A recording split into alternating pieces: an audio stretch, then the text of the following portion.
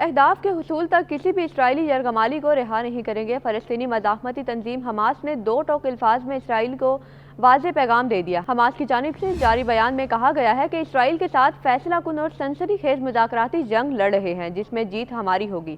Hamas کا کہنا ہے کہ ہم اپنی شرائط پر مضبوطی کے ساتھ ڈٹے ہوئے ہیں۔ غزہ پٹی میں حملوں کی مکمل روک تھام اور اسرائیلی فورسز کا انخلاء اہم شرائط ہیں۔ حماس کا کہنا ہے کہ شمالی علاقوں سے نقل مکانی کرنے والوں کی واپسی بھی مذاکرات کی اہم شرط ہے۔ دوسری جانب قطر میں غزہ جنگ بندی پر مذاکرات جاری ہیں۔ قطر کا کہنا ہے کہ جنگ بندی مذاکرات کی ٹائم لائنز کے بارے میں کوئی اپ ڈیٹ نہیں، تاہم پر امید ہیں۔ خیال رہے کہ اقوام متحدہ سلامتی کونسل میں جنگ بندی قرارداد کے بعد بھی غزہ میں اسرائیل کے حملے مسلسل جاری ہیں۔ رفح میں رات بھر بمباری سے مزید 24 فلسطینی شہید ہو گئے۔ برج کیمپ پر فضائی حملوں میں بھی 5 فلسطینی شہید ہوئے، جبکہ مقبوضہ مغربی کنارے کے شہر جنین میں بھی اسرائیلی فائرنگ سے 3 فلسطینی شہید ہو گئے۔ فلسطینی پناہ گزینوں کے لیے کام کرنے والی اقوام متحدہ کی امدادی ایجنسی انروا نے کہا ہے کہ سلامتی کونسل میں جنگ بندی کی قرارداد منظور ہونے کے باوجود اسرائیلی فورسز کی کارروائیاں جاری ہیں۔ 7 اکتوبر سے جاری اسرائیلی وحشیانہ حملوں پر اب تک 13,750 بچے شہید ہو چکے ہیں۔ انروا کا کہنا ہے کہ اسرائیل اسپتالوں اور قریبی علاقوں میں جنگی کارروائیاں جاری رکھے ہوئے ہے اور اسرائیلی فورسز الشفا ہسپتال، خان یونس کے العمل اور ناصر اسپتالوں میں کارروائیاں کر رہی ہے۔ انروا کے مطابق غزہ کی پٹی میں 7 اکتوبر سے جاری اسرائیلی وحشیانہ حملوں میں 13,750 بچے شہید ہو چکے ہیں۔ فلسطینی وزارت صحت کے مطابق 7 اکتوبر 2023 سے اب تک غزہ میں 32,490 فلسطینی شہید جبکہ 74,899 فلسطینی زخمی ہو چکے ہیں۔ دوسری جانب اسرائیل کی ہٹ دروی جاری ہے اور اب غزہ کے علاقے رفح میں بھی حملوں کی منصوبہ بندی بھی مکمل کر لی ہے۔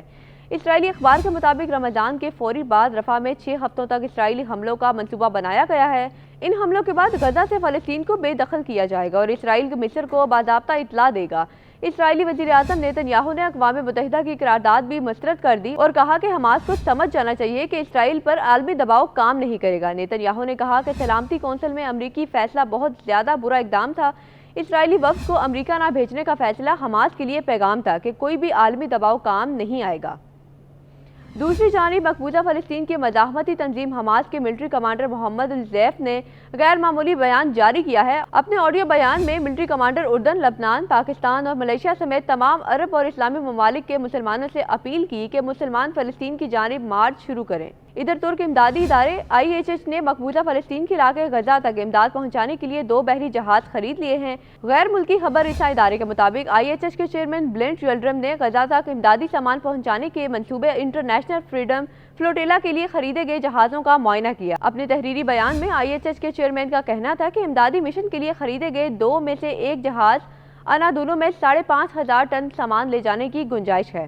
خیال رہے کہ IHH کی وہ NGO ہے جس کی جانب سے 2010 میں غزہ کی ناکہ بندی توڑنے کے لیے بھیجے جانے والے امدادی جہاز ماوی مرمرہ پر اسرائیلی فورسز نے حملہ کر دیا تھا۔ اس حملے کے نتیجے میں جہاز پر موجود 10 امدادی کارکن جاں بحق ہو گئے تھے۔